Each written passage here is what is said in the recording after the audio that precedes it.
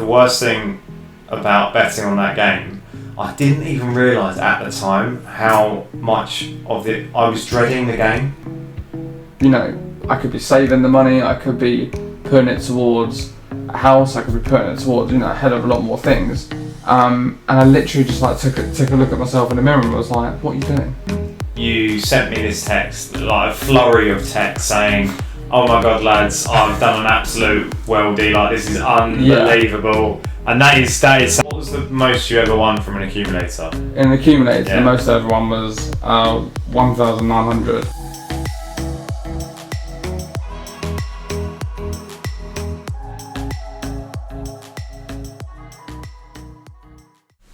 Hello and welcome to episode 1 of Chat All About It. The first episode. Ever. Yeah. Maybe not true, but... Well, okay. That is a slight lie. We've had some practices. Yes, we have. And, practice makes perfect, so this has to be perfect. It does, actually. No, funny story. We tried last week and only Sam's microphone was on, so, second try? This is our second attempt, third podcast, let's say. But this is the first official Chat All About It podcast. And typically what we'll be speaking on this podcast are about personal stories that we've had, and also all sorts of subjects, really. Yeah, I wouldn't say there's a particular subject we'll talk about every episode or every week, however many times we'll upload. Just as you said, personal things to us and things that are topical in the news right now. Just gonna chat all about it. Yeah. Mate. All right. Well, I'll kick it off. This is a bit random for you. How was Southend? You were in Southend over the weekend. I was in Southend over the weekend. Southend. Nice weather, mate. Honestly. Yeah. Like, every time you're looking a bit sun-kissed. Got a bit of a tan. Yeah. I feel like every time I go to Southend, the sun just comes out, mate. It's just. Oh, it's for you. It is. They know they can feel my presence. And they've mate. Still got Pleasure Island there on the beach. Adventure Island. Yeah. Oh, Adventure Island. Honestly, Pleasure Island's probably something. Even worse. Let's not go into detail what Pleasure Island probably is. But yeah, no, I went there to see my parents purely because I recently got a new job and haven't seen them since I got that. And yeah, that was pretty much it. I was only there for a few days, which did delay recording, so I apologise. Well, the thousands and millions of viewers, I'm sure, will slowly forgive and let that wound slowly will heal. I do hope so. But I'm actually quite excited to talk about this subject because we've only briefly talked about it, and I don't think I know the whole story as well. So essentially, before we start going into this story, for anyone under the age of 18, please be aware that you are not allowed to gamble, and anyone over the age of 18, please play safe. Yeah, play safe, and from this particular, I say it's a personal story from me, but just in general, don't be silly. Don't think I'm gonna be a millionaire from gambling, because it doesn't happen. Yeah. So go on, tell us what happened. Well, yeah. So this is this sounds really bad. It sounds like it's like a confession. No, I from an early age, Pleasure 18. Pleasure Island. That's gonna keep coming back. 18. I'd say similar to yourself. Started putting on the old accumulator. Didn't win anything, and just thought, well, if I keep on betting, I'm just gonna win loads of money. I'll make that money back, and I had a couple of accumulators that came in. So what was the most you ever won from an accumulator? In the accumulator, the most I ever won was 1,900 from £5. £5 bet. Which was mad, but you've got to think how many £5 bets have I done before that? At the time I was 19, and I thought, this is amazing. How long would that have took? A day maybe? So that was I can't. It was so long ago. It would have been football games, right? It was football matches, but that's the thing. It was the sort of thing where I'd regularly just do English football teams, and then I'd actually do got quite bad, where I do research on teams in different leagues and be like, oh, you know, they've won this amount of games and all that player's out injured, and I'd do it on clubs from Italy, Spain, France, Germany, like. So it would really be all of. So how many teams did you bet on for that particular accumulator? I think I did a 12-fold accumulator. 12. And 11 teams came in, and I cashed out at the 11th team. And I think just as I cashed out, the 12th team conceded a goal. So I would have, like, the money would have gone. So I got really lucky with that. And then I think not too long after that, I did the same thing. I think I actually bet on the exact same teams. Wait, can I just stop you there? Because I actually remember being at a football match, and you sent me this text, like a flurry of text saying, "Oh my God, lads, I've done an absolute worldie. Like, this is unbelievable." Yeah. And that is Sam, by the way, his favourite word is unbelievable. Unbelievable, yeah. Absolutely mental. Yeah. So I'm getting all of these words. I'm thinking, well, tell me what it is. What is it? Have you finally, I don't know, managed to speak the alphabet? I don't know what is the amazing thing. And he said that I think it was like £1,200. Yeah. And you was showing all the screen. So you won £1,200. You sent a screenshot of all the games, and I just thought, wow, like, and it was something like a £5 or £10 accumulated. I'm just thinking, like, that is absolutely crazy. But it was more the sense of there was all these games going on. I think one of the games I bet on was for Tottenham to win. Jack and I are very big Arsenal supporters. Go on, you rude. And we were at an Arsenal game, and I was cheering when Tottenham scored. Like, and that's obviously not acceptable anyway, because you know, not in any shape or form. Yeah, just because I'm not the biggest fan of Tottenham, and I spent money to go to Arsenal. I didn't care. Like, yeah, because you're sort of taken over, and it's so sort of absorbing. Yeah. So, I mean, personally for me, I've never been that lucky to win that amount. But don't get me wrong, I'm not constantly putting accumulators down. I put 5, and I'll be honest with you, I do put like maybe £5 or £10 every other week, and I shouldn't. I am wasting money, and it's stupid because you know what the problem is. I've won before, so I've won accumulators where you win £100, £150, and you think, that was so easy, like. And you think, I've done it before, so why can't I do it again? Yeah, it's possible, but it's more the sense of, like, I just want to, like, point out, I wouldn't say I was ever addicted to gambling. Like, that's not what I'm saying. I would just say that I would often, not like every day or every week, but when I did gamble, I would maybe put slightly more money each time, just to feel. Yeah, you know but what I mean? What you have to acknowledge from the information what you've told me is that all of that winning. So you won £1,200 once, you won £1,900 once. All of that was gone, right? Well, yeah. So the way I saw it is that I would put however much, say from £1,900, I put £200, £300 into my bank account, and then buy something, pair of shoes or an outfit or whatever, maybe a game, I don't know, with some of that money. And then similar to what you said, like, because we've had that feeling of winning before, I'd take, that sounds like a lot of money, like £500, I'd take it and I'd be like, well, I could just win again. And then you don't win again. And then you think, well, if I put on more money, then I'll get that £500 back. Like, it's like chasing your losses is like pretty much what it's called. Yeah. I haven't done that too many times, but I can admit I have done that. So essentially, through that journey, you now have completely stopped. Even small bets, because that's essentially what. Well, I don't bet at all now.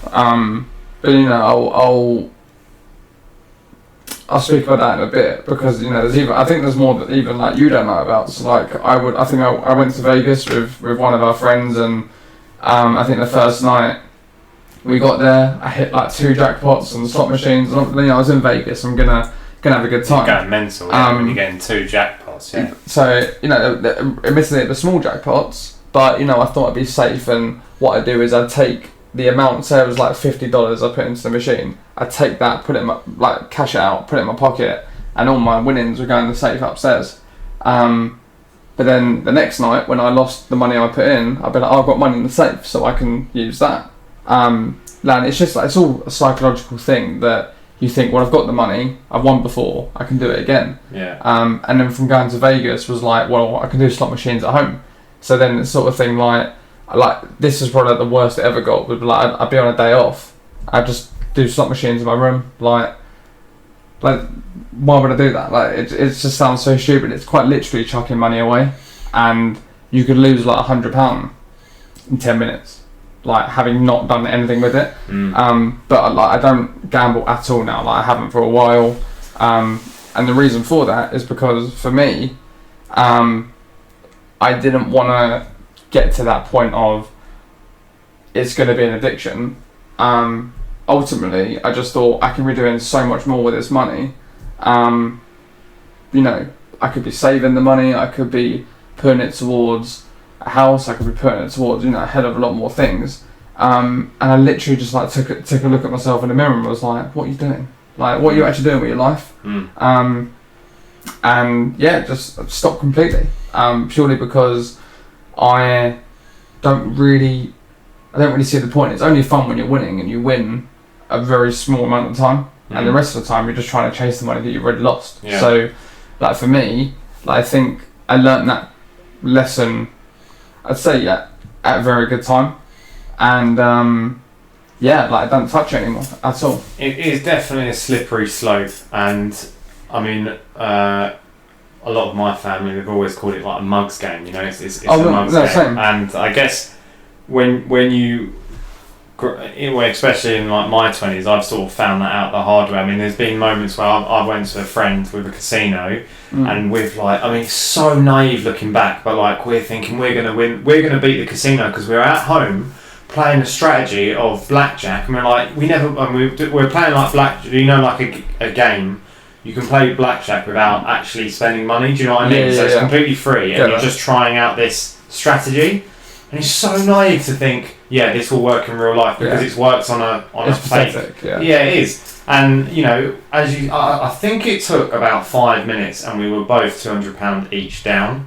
And at the time, like just coming out of college, you know, £200 is not to be. It's the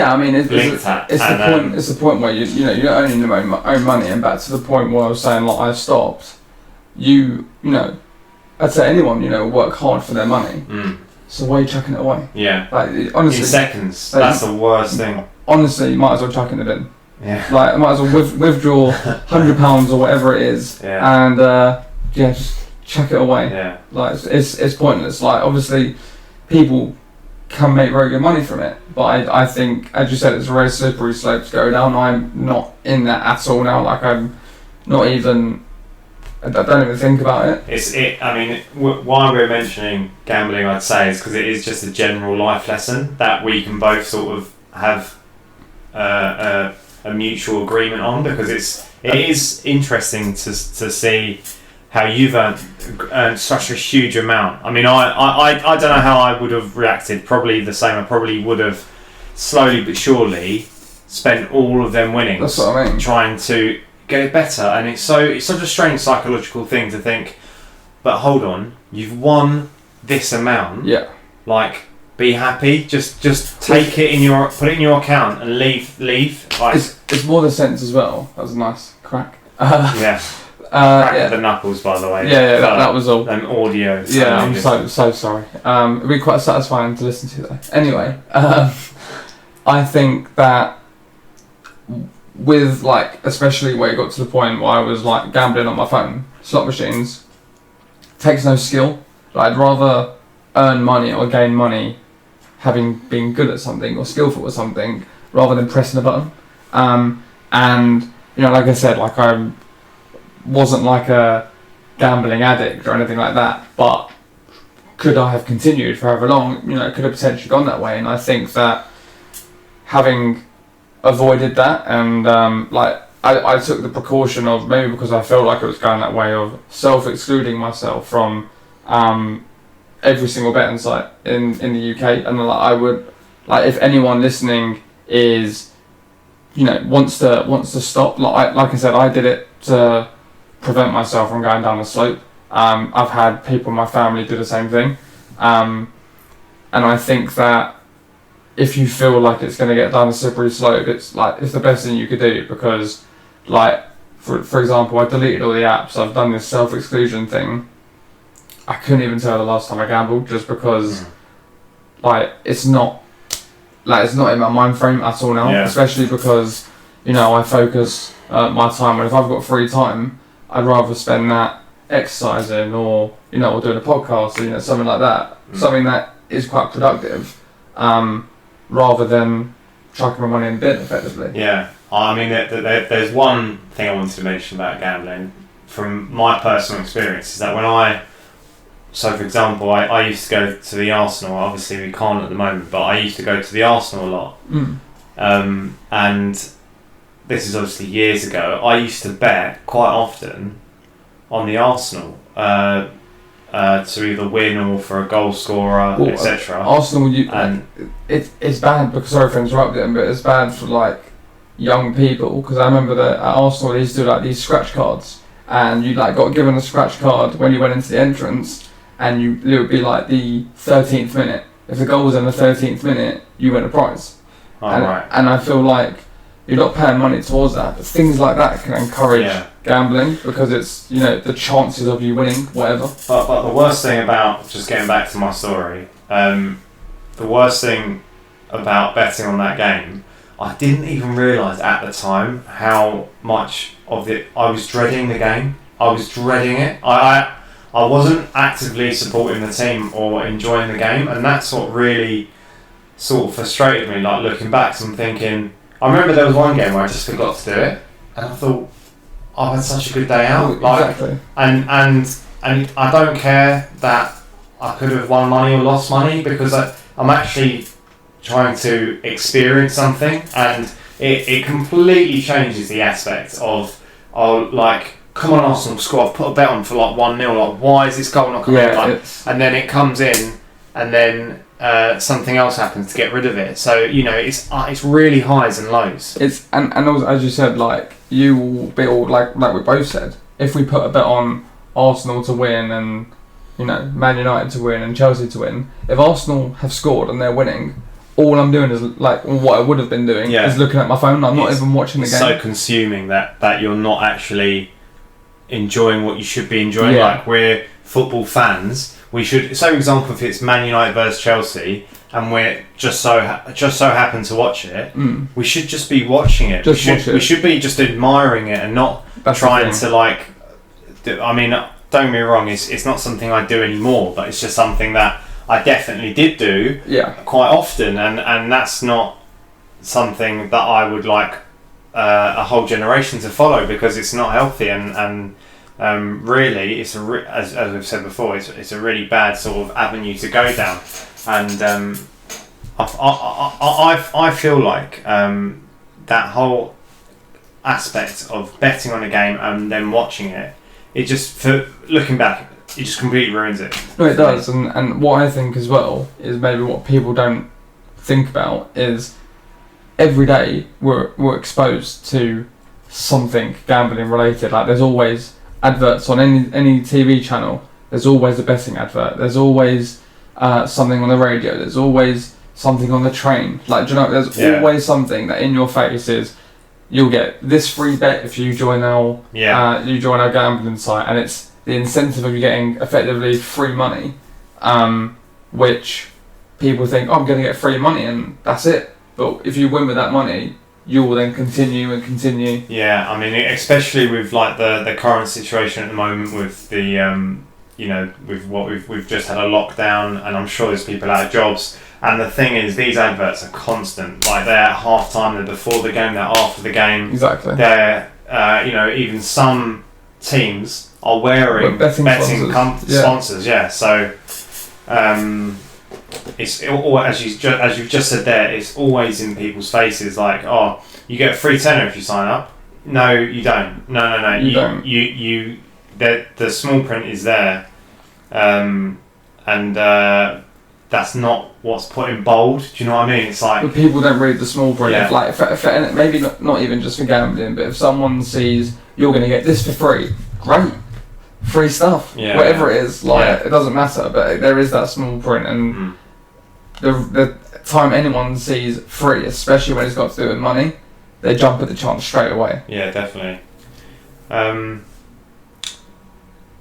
Okay. But I was just gonna say that obviously, if you maybe want to find out more about this, I'm more than happy to speak about it. I'm sure you are as well. That's as well as like having a good time. We're also here to, if there's anything that's troubling anyone, or I'll be happy to speak about that and give advice. Because I feel like.